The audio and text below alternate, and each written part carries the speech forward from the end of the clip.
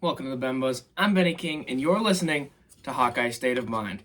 Now, this is going to be a full-length episode, so I'm going to talk about multiple things, not just Iowa basketball like the last few, and I'm also going to delve into some other topics. So if you're watching the full-form video, you can continue watching here, or if you want to watch some of the clips, those will be posted as well on the channel. But what I want to start the hour with is the Iowa Hawkeyes men's basketball team.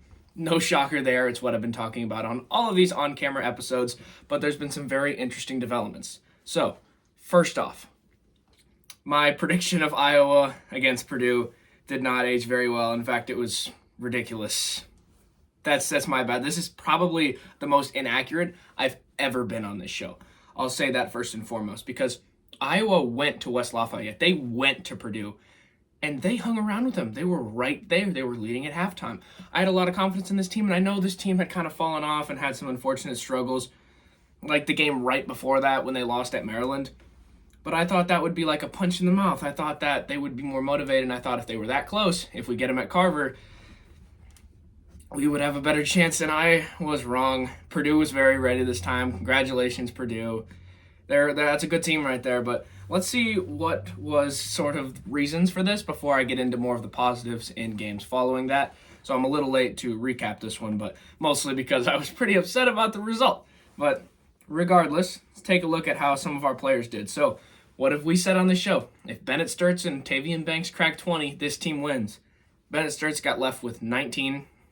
A lot of those points were in garbage time, unfortunately. Not all of them, but there were a lot of them that came late. I'm glad he's fighting till the end, but I'm just saying, like, the game was kind of over for some of those. And then Tavian Banks was held to 9. That was a huge part in this loss. Cam Yawu, he had 8. Cooper Koch had 3. Alvaro Figueres had 5. Trevin Girak had 6. There were some good moments, like I believe it was Figueres who hit Bennett Sturts down low, and he makes an incredible play, and we end up getting an M1. That was while it was still relatively in hand before it got way out of hand into almost a blowout. I mean, you look at the final score, weren't within 20, actually. That's unfortunate. Now, I do think this team has a lot to build off of, and it was just a depressing performance, mainly because Purdue couldn't miss. Purdue was having a day beyond the arc, from underneath. I mean, just look across the board, because for us, it's like if Sturts and Banks are if Sturts hits 30, and then it's just like, it feels like it's very much on those two guys, and then everyone else pitches in, and obviously that's great. But if they're able to hold this guy down, if they're able to hold that guy down, if these guys aren't able to have really ridiculous stat lines, then this team doesn't win. That's not how Purdue operates. At least it's not how they operated last couple nights ago. Excuse me. So Trey Kaufman-Rent, he had 12. CJ Cox had 14. Fletcher Lawyer had 12. Jakari Harris, or maybe it's Gikari. I feel like it's probably Jakari. But 1, 2, 3, 4. That's 5 players crack 10. That's passing the ball all around the court. That's all of these guys equally pitching in. And it's like, well, you're not like, on the other side, Purdue's thinking, okay, shut down Sturts, shut down Banks. And other guys, we have a lot of great players, but like those are the really guys, like the high scorers, where they're like, what are we supposed to do? Because Trey Kaufman-Wren, Fletcher Loyal, CJ Cox, like everybody is scoring on us, and nobody was missing often. That's a big part of it, because I mean, you look at this, when we compare it to our next game that I'm going to talk about, Iowa had a very similar stat line in terms of points at the end of the day, but they were able to play better defense, or maybe, when we get there, they weren't hitting as many shots, but Purdue was on one today. They wanted this one. They wanted it a lot more than us. Purdue moves to 21-4, and they're number 7 in the country. They were number 13 when we played them. They're a really good team. They were the preseason national champions, and I know they have fallen from grace from that number 1 in the country position. Doesn't mean they're not a great team, and they certainly showed it here. Maybe it was more of my arrogance and my loyalty in my favorite team, thinking that we would really change the tide this time, but it just didn't happen. And it's just one of the more unfortunate results of this season, because it really felt like this game could have turned things around, because obviously that Maryland game wasn't great, and it was kind of awkward because we hit that skid that we talked about a few episodes ago. Purdue was one of those teams that we lost to in a row. Purdue, Illinois, Minnesota. But I had confidence because Illinois, we lost at home, but Purdue, we lost in Lafayette. We don't lose at Carver often, and when we do lose, let me see how many times we've actually lost at Carver. It might have been just the Illinois game. Let me fact check this real quick, because we lost at Iowa State, at Michigan State, at Minnesota, at Purdue, at Maryland. Yeah, outside of the Illinois game, and the Illinois game was close. What was so embarrassing about this Purdue game is that we got absolutely embarrassed, flat out. They hit us in the mouth. I'm not going to try to talk that down. They deserve this. They came in ready. But it's just so embarrassing when it's your home court. You got embarrassed at home. Like when we lost to Michigan State, at least that's in Michigan State. It wasn't in front of our home crowd, in front of our alumni, in front of our current student body. So that's what's most unfortunate about this. And Iowa wasn't going to just let that happen. They weren't going to just let that happen at their home court. They did this time, but they were able to defend it in a big way in the next game. Now, I'm sorry, I kind of brushed over it. I didn't want to talk about the Purdue game too much. I'm still not happy about it. It's going to be a lot more fun to talk about in the Nebraska game. So immediately after that, we've talked about this team. It's like back and forth. It's like they lose 3 straight games, they win 6 straight games. They're really back and forth on the spectrum. And we saw that right here where they got embarrassed at home court. I hate to say it, it was an embarrassment at Carver Hawkeye Arena, pardon me. Then they host number 9 Nebraska, who we don't like. I've said that on the show again. We do not like them. We host them immediately, and they're number 9 in the country. They were a lot higher. Like, what did they start, like 20-0? They had a ridiculous start to the season before, I believe, Michigan started bringing it down. They lost a few back-to-back, but still, really great team. Iowa able to close them out 57-52. Like I said, the score was relatively similar, but there were some big changes. Now, obviously, Nebraska wasn't having as much luck as Purdue was on our court, and I think this Hawkeye team was determined. You could tell the defense was better. You could tell the pacing was better, and guys like Bennett Sturts. There's none like Bennett Sturts, the one and only. He ended up having 25 points. Cooper Koch had 10. Cam Manyawu had 2, and then Tavian Banks ends up getting 6. Alvaro Figueres had 7. If you're wondering, like, oh, you say, like, Banks and Sturts, if they both hit 20, they usually win. Well, that's some more, like, high-scoring games. We end up winning this one kind of in a low-scoring affair. Even, like, the last few minutes were kind of just, like, free throws, where it's just, like, very slow pacing and just more of a defensive battle outside of Bennett Sturts' incredible performance. But what's really interesting about this, number 23, Isaiah Howard. I just want to bring this play up real quick because Iowa hadn't scored in over 4 minutes. I believe it might have been tied at 39 at this point. No. Like, they were starting to lose the lead. They were starting to lose the momentum. And Nebraska ends up creeping back. And then I think Nebraska did end up taking the lead. Pardon me for saying that. But Isaiah Howard, he hadn't scored all game, and he will not score after this. Sturts has the ball. They haven't scored in a long time. You can tell those guys are frustrated. They're upset. And after that Purdue game, they're like, man, there's no way we're throwing this one when we had this one. What does he do? He kicks it out to Isaiah Howard, who hasn't made a bucket all game. And Isaiah Howard rings it in and knocks down the 3. Those might have been the most important 3 points there. Because right after that, I was able to tie it up at 41. And it's not just about the fact that his points let them tie it from a point standpoint, but also a momentum standpoint, because Iowa hadn't scored in several minutes. So to get that one, to reclaim that momentum, to take the game back into our hands is why that was so important. And Sturts with the awareness, because he had some crazy plays down the stretch, but to pass it out, knowing that all eyes are on him, knowing that Nebraska is watching him from all defensive standpoints, to kick the ball out to Isaiah Howard, who hadn't scored all game. He's on an island. He knocks it down. That might have been the most impactful 3 points of the entire game because of how much it flipped momentum, of how much it got back into the game. Because if you've ever played basketball, you know about momentum, and you know about getting in a rhythm, and you know about, like, some players, like, oh, once he sees one go in, once he gets one to fall, then he'll start getting into a rhythm. That can work as a team standpoint as well. Once they start seeing buckets fall in, that helps with momentum as well. I mean, that's a pretty basic statement. It's like once you start making points, the team starts believing that you can score more points. But nonetheless, that is really important from a team standpoint. And that's why those 3 points are so important. But you're looking at this game, you're only up by 5 at the end of the game. And some points like that are so important. If Isaiah Howard doesn't hit that shot,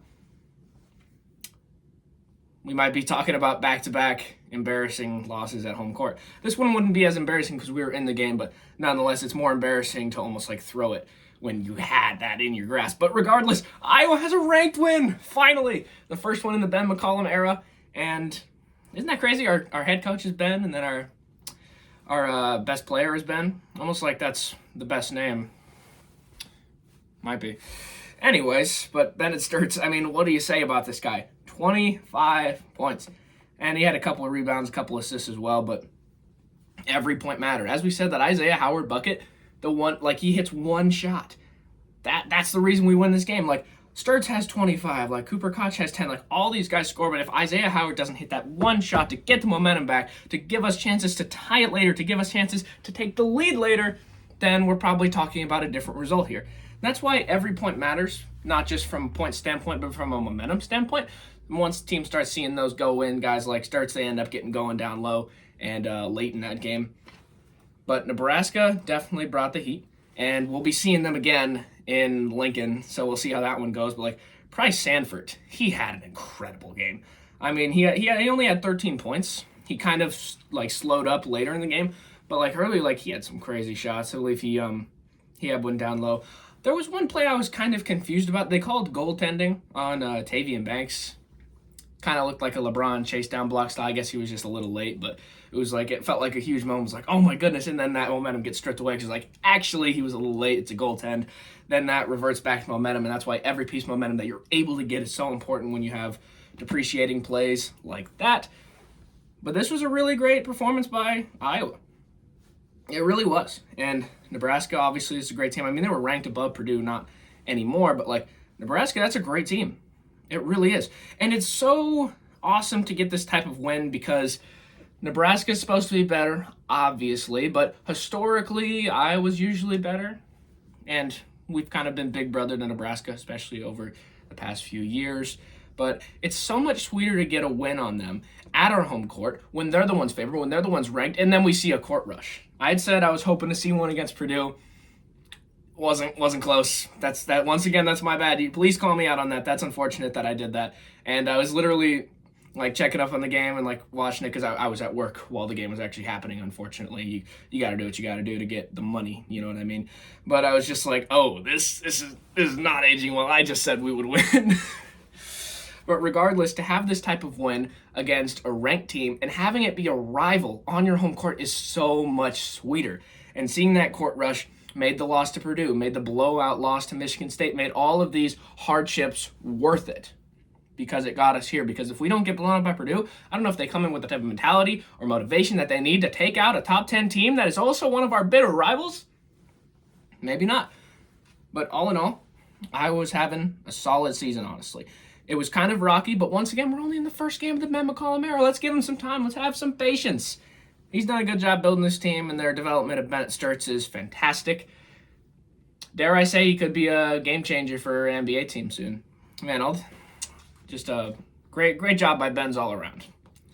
But they're having a great season. Now they're 19-7, and this one was so important because we were on the verge of another 3-game losing streak. Purdue ended up, they were the second team in that one in the past. So it's just like, man, if we do this again, but I was able to shut that down. And honestly, if we lose this game, it's a good chance that a tournament appearance is not in our cards. But now that we have this win, that's really so important that we did that.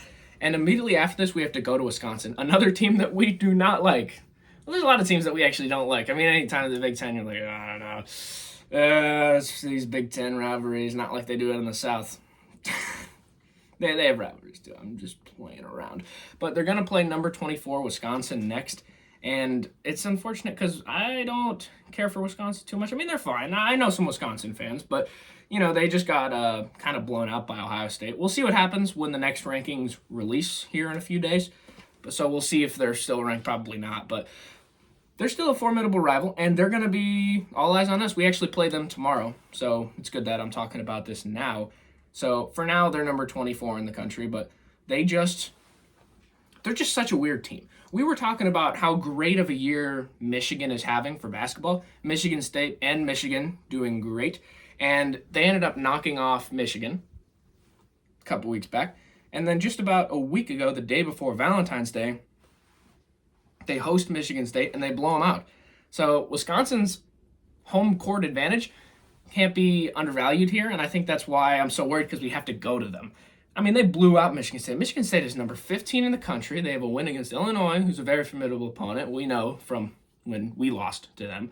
But we have to go to Badger Stadium. Do they call it Badger Court? I don't know. I'll have to look up what they call it. I don't care enough about Wisconsin. No, I'll figure that out. But they probably won't be ranked when we play them. But they're 18-7, or 18-8, pardon me. But honestly, this is a huge game in the shifting of the Big Ten, because when you look, it's actually kind of perfect that I pulled this up, because Wisconsin is sitting right above Iowa in the Big Ten standing, because in the Big Ten, we're 9-6, they're 10-5. So we are right there with Wisconsin. If we could beat them, could jump them in the rankings, we'll see what happens tomorrow night. That's what I'm looking forward to. But when you're looking at the Big Ten as a whole, Michigan's still routing off the top. They're 15-1. Illinois is 13-3. Purdue is 12-4 in conference. Nebraska's 11-4, and then 11-4 Michigan State. And then 10-5 Wisconsin, and then there we are, sitting at 9-6.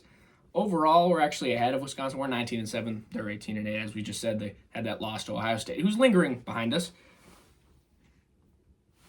And what's a little bit concerning is that a lot of our wins in the Big Ten have come from the bottom.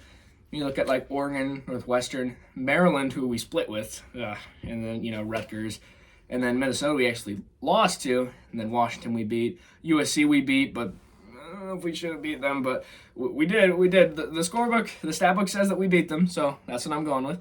And Indiana, we ended up beating them as well, and UCLA. So those are a lot of our wins. But when you're looking at the top half, like Michigan, no. Illinois, we lost to them. Purdue, we got swept.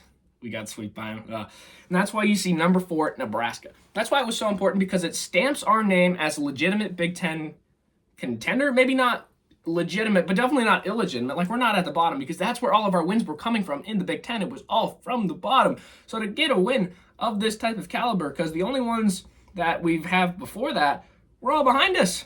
We'd be you can go down the line, UCLA, India, just looking at all of these teams, those are all of our wins. Those are the teams that we're beating. That's another reason why it's so important, because it's hey, this Iowa team's pretty good. Maybe they deserved that number 19 in the country ranking that we got way back then.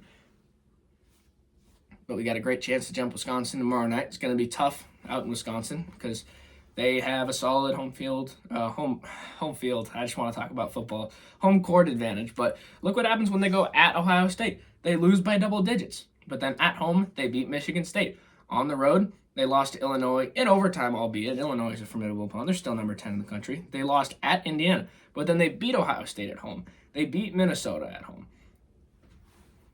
A lot of their losses have come on the road. That's why it's kind of awkward. But they actually beat Michigan on the road. I think they're a good team all around, but I think they're a tougher and fiercer opponent when they're in front of their home crowd. So that's something we're definitely going to have to worry about as Iowa goes to Wisconsin. When you're looking at some of these key players, who are we really going to have to worry about? John Blackwell, the guard, he's number 25. He had 24 points in that blowout win against Michigan State. Nicholas Boyd had 29. He's going to be number 2 at the guard position as well. Some guys to look out for. But what's interesting is that they kind of seem similar to us in a way, where we got Sturts and Banks, and then if everyone else can chip in, that's kind of where they have where Nolan Winter has 10, but Blackwell and Boyd, they're cracking 20. When they get up there, they can win these games. So we're going to need to shut that down. It will be interesting to see how these defenses kind of come at each other when their offenses are very similar.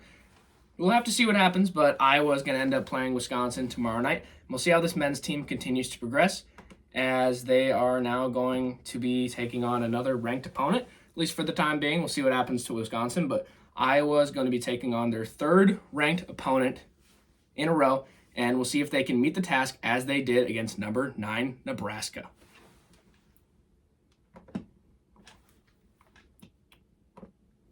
All right. Now switching over to the women's side of things, really wanted to talk about Iowa Hawkeyes women's basketball. I have not talked about them yet, and that's honestly my bad. Actually, I think I did a preview. I was talking about the Iowa State game. Audi Crooks is doing great things over there, but Iowa is becoming a very fierce opponent in the women's basketball, and they have been a formidable force all year, so pardon my inability to talk about them the way that I should, because the season is coming to a close, only 3 games left. So what are they doing? Well, they're hosting number 6 Michigan. What's important about this? Well, Michigan, obviously a formidable opponent. Iowa is 13th in the country. And when you're looking about Iowa, you're looking about Ava Hayden had 21, Taylor Strimelo had 19 against Purdue in this last one. That's what I like about Iowa, is that they also beat Nebraska, and then they avenged us. They avenged us for that Purdue loss in Lafayette, so appreciate the women's team for doing that.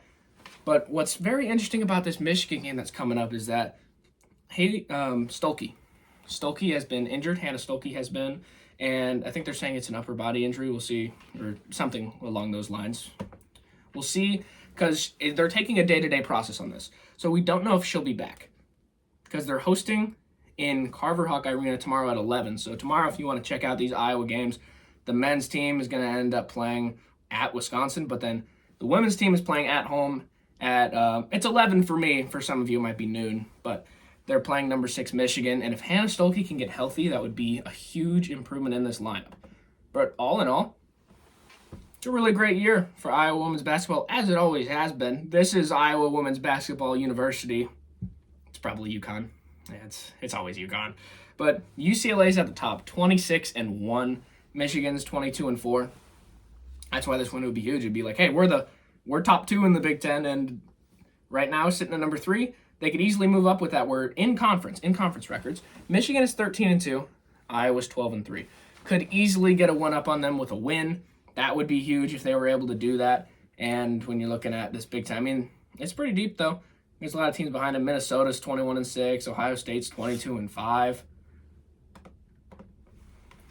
So we'll have to see how they end up faring, because number 6 Michigan, obviously a formidable opponent. But how about Michigan basketball? Not only are the men's teams doing great, but then Michigan over here, what a year for their state.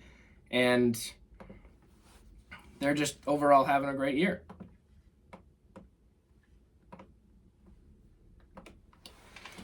But what we'll have to really look out for is this legacy that they're trying to carry on, because Iowa has had some tremendous years of basketball in recent years, and now we're getting really close to the tournament. We'll have to see how they end up faring in the Big Ten tournament.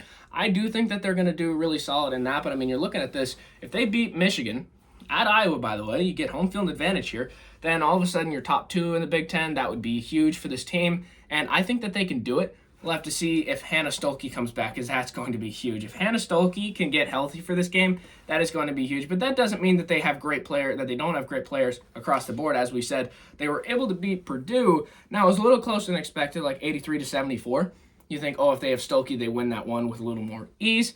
But Ava Hayden, Taylor Stremlow, Journey Houston, she had 16. Kylie Feuerbach, she had 10. So we'll have to end up seeing if Stolke ends up coming back. That would be a huge addition, and in a game that's really not needed, but it would be really nice to jump up into the Big Ten standings, which we can do. We can't really get past UCLA at this point in the year. I mean, maybe it's mathematically still possible, but I doubt that. But the remaining schedule for the Iowa women's basketball, it's not bad. You host number 6 Michigan. If Hannah Stolke is there, I think they got a really good chance. And then you're hosting Illinois. I think they'll win that one. And then at Wisconsin, I think they'll win that one. So I think worst case in this stretch is 2-1. But if they get Stolke back for Michigan, that would be huge. And when you're talking about this Michigan game, we check out some of what they've done. So they were right there with UCLA. UCLA's number 2 in the country. It was 66-69. It was like a very tight, contested game. But Michigan, they're a great team. And girls like Olivia Olson, she had 23 points against Michigan State. Brooke Daniels had 24. Like, they got a lot of guys. Mila Holloway had 15. So some of the guys that we're going to have to look out for. But if Stolke is there, I think Iowa wins this game. If she's not, I think it's close, but I don't know if they come out with the victory. I think they can. I mean, we've seen them win without Stolke. We just saw them defeat a tough Purdue team. I don't know if much you say tough. I mean, the men's team's pretty tough, but this one's pretty good as well. But it was like pretty close, and they're pretty hard-nosed. So I'll give that to Purdue. But if Stolke is in the lineup, I think that Iowa significantly increases their chances. But we'll just have to see when Iowa plays Michigan tomorrow at noon. So make sure to check out these Iowa games. Iowa is playing Michigan on the women's side at noon. And then Iowa on the men's side is going to be playing Wisconsin at, 4 p.m.? Yeah, sometime in the later evening. So we'll see if this women's team, how they're able to fare when they're playing Michigan. And we'll see if they end up having their best player. But hopefully they do in Hannah Stolke. So we'll see how they end up doing with or without her against a number 6 Michigan at home. Now, last thing I want to talk about is actually switching over to the regular show for a little bit, is college football eligibility. Now, this topic has been talked about endlessly. Now, there's problems with the calendar, with the transfer portal. We all know that. But this saga of who gets another year of eligibility, how we decide that, is very silly, and I think it deserves to be talked about. So we just watched Trinidad Chambliss. He's at Ole Miss. He is being granted another year of eligibility. Now, I understand he spent a lot of years in JUCO, and he actually hadn't gone up to this level until last year, so I understand that. And then on the other side at Tennessee, Joey Aguilar has been denied another year, and I think just the process in which these years are decided is very silly, where it's just they're appealing to judges, and and it's local judges too, some of them that went to the school, where it's wouldn't they have lingering biases on wanting their school to do good? Maybe that's just me, but that's a little problematic for me. But Joey Aguilar ends up getting denied, and then Chambliss is agreed on for another year. And it's just really confusing to me, because these schools and the way that this whole thing is set up, where it feels like it used to be okay, 1, 2, 3, 4, okay, you get 4 years. So it's you got injured, there's a fifth, where it's just I think we need to have more standardized rules across the country instead of all of this petitioning and appealing, where it's just it's getting silly. And Trinidad Chambliss, what is he going to be, 26? I thought he was good enough to go to the draft, where guys are staying, and I love that guys are staying in college football and wanting to play more, because, I love college football. Am I going to watch? Am I going to be seated watching Trinidad Chambliss at Ole Miss next year? Absolutely. Absolutely, but I think it has to be noted that we've got some serious issues with this eligibility saga, and it's weird because some guys are getting denied when other guys are getting approved, and it's all based on local legislature, where it's just we need to have an overbearing oversight on what is actually allowed. And I think they're trying to process that and just saying, okay, now you just get a fifth year of eligibility. I don't know what the solution is, so maybe I'm just complaining, but I think it definitely has to go without saying that this system needs improving. And the fact that we're seeing guys getting approved and other guys get disapproved with similar situations, where it's just there needs to be a little more transparency about what is actually allowed in college football and when these guys can actually stay or go to the league. I think that's a big problem, because you see Tennessee is saying they're looking across the aisle, and I know it's not the same situation, but they're looking across, they're well, Ole Miss's local legislature, they just allowed Trinidad Chambliss to go another year, but then we can't have Joey Aguilar going out and playing for us again. So that's the only thing, where it's just these colleges, seeing other colleges get approved for these extra eligibility years has been going, well, then why was mine disapproved? Why was mine? And then everyone thinks they're entitled to more and more years of eligibility. And that's why this is such a slippery slope, because you allow them and you're oh, he gets another year. Oh, he gets another year. Oh, he gets another year. Where it's just at a certain point, everyone thinks they're entitled to that next year. And everyone assumes that if they go and petition their local legislator, and then when they say no, they're well, I'm just going to appeal, and I'm just going to appeal, and I'm just going to appeal. And then eventually I'll get it, like Trinidad Chambliss's case. So that's what's really confusing about all of this stuff in college football, because we never actually know. Ole Miss has been sitting there for months not knowing who their quarterback is. They're I don't know if we need to recruit. They're I don't know if he's still going to be here. But the problem is that there's less transparency and not an overbearing sight on what is actually allowed and what is actually approved. But it's all down to these local courts to assume what's done, because these players are going to be playing nationally against all these other teams, where it's just I feel there needs to be a little more, not just transparency, but honestly, overall, college football needs a better system and just the way things are gone about. Let me say what I mean by that. College football is, I don't know if you say it's better than it's ever been, but it's endlessly popular now. You see all of these stadiums constantly filling out, and that's why I think it's kind of taking over the NFL. And I love college football. I love the bands. I love everything that's going on with the sport, from the esports standpoint, from the in-game, stadium, from all that types of standpoint. I love it. But college football keeps trying to cannibalize and hurt themselves again and again, and it makes no sense. First off, the fact that we saw a coach leave. We saw a coach leave when his team had made the playoffs. Before they even played a playoff game, he said, I'm going to a better opportunity.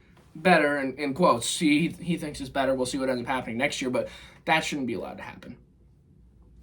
We just watched in the NFL. Their season wrapped up in February. Their offensive coordinator, Clint Kubiak, waits until after the Super Bowl, and then he goes and takes the Raiders' head coaching job. Why are we having guys go to different opportunities before the playoffs start? Why are we having reserve guys and backup guys hit the portal while their team is still playing in the playoffs?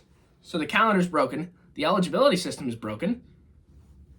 The transfer portal the transfer portal is broken. So from everything from like a game standpoint, like all these teams and like the culture, everything is at an all-time high. But it feels like college football is constantly shooting themselves in the foot. So I'd like to see a little more improvement because we just saw the unraveling of the calendar and it's gross. We saw the unraveling. Now like we're going to have like an extra week where it's just like the season is lingering longer and longer. It's like these players and these coaches need to leave, where it's just like we're literally asking them, we're like, well, if you want to leave so bad, leave while your team is still in the playoffs. Leave when it matters most. Leave when it's time to play or coach for what you've been working up to this entire season. It's disgusting. What they honestly should do is start the playoffs right after the championship weekend is done, play up until January 1st, and have the Rose Bowl be the national championship. Why has this not happened? Well, there's a lot of issues, and I think it's just a lot of people that have a lot of power that aren't doing enough about it and are focusing on issues that aren't as important and making issues that are like worse, because the calendar's broken, the transfer portal's broken, and the eligibility is at an all-time low. And I'm just very confused because we never actually know. We're like, oh, is he going to get another year? I don't know. Who's the Ole Miss quarterback next year? We don't know. Joey Aguilar's probably going to appeal again. Will he get it? I don't know, because I don't know what is actually conclusive and what is actually allowed when it comes to eligibility. I don't know. We'll have to see what some of these courts say, but as type of the overbearing, like there's so many conferences and so many players and coaches and, you know, just the organization making silly decisions. They tried to change the playoff format this year. SEC said, okay, we want 16 teams. Big Ten says we want 24. It's silly. It's like it has to be inclusive for it to matter. Like if it's not inclusive, then it's like this isn't March Madness. This is college football. They can't play all of these games. Like we just keep trying to extend it. And I know it would be awesome and entertaining, but that's not the way football is, and that's not the way college football has been. I mean, for the longest time, we didn't have a national championship. So it's without saying that like we should be appreciative of what we have now, because they're like, they used to be like, oh yeah, they're the best team, so we're going to give them credit. Oh, we'll give you credit for the national championship. Oh, you want a piece of that? Okay, like you can claim one as well. Where it's just like, that was silly. But then we got the national championship, and then we got the BCS, and then we got the 4-team, and now we have the 12-team, and we barely got Miami into the playoff last year, and they ended up going all the way. Could Notre Dame do the same? Maybe that's why some of these teams and conferences are petitioning for a bigger playoff, because they're like, Notre Dame got left out, and we think that they could have beat some of the teams that were in there. And honestly, the playoff format's on fire. The calendar's on fire. The transfer portal is on fire. Eligibility is, we don't know what it means if you're eligible anymore. And that's my biggest problem, is that we don't know a lot of these things, and they're not constantly getting answered. In fact, a lot of them are getting more difficult to answer. So I think that's the most difficult thing with college football, is that I love everything about the sport. I love the culture. I love the fans. I love the bands. I love the great plays. I love the touchdowns. I love all of that. I love the tailgating. Everything's great about college football. But when it comes to the ones that are making decisions that change things politically in the sport, we need to get some better leadership and better decision-making at this point, because they're trying to kill the game that I love. All right, well, that's going to do it. Thank you for tuning into this episode of the Ben Buzz. We covered the men's basketball team, the women's basketball team of Iowa, and then dipped into a little college football. I'll probably do some more college football videos talking with Jack, who we haven't done an episode with in a while, but he'll probably be back on, and we expect to do some more episodes about top 10 discography. So if you want to tune into that, we'll be doing that here shortly. But all in all, thanks for tuning into the Ben Buzz. I'm Benny King, and thanks for listening to Hawkeye State of Mind.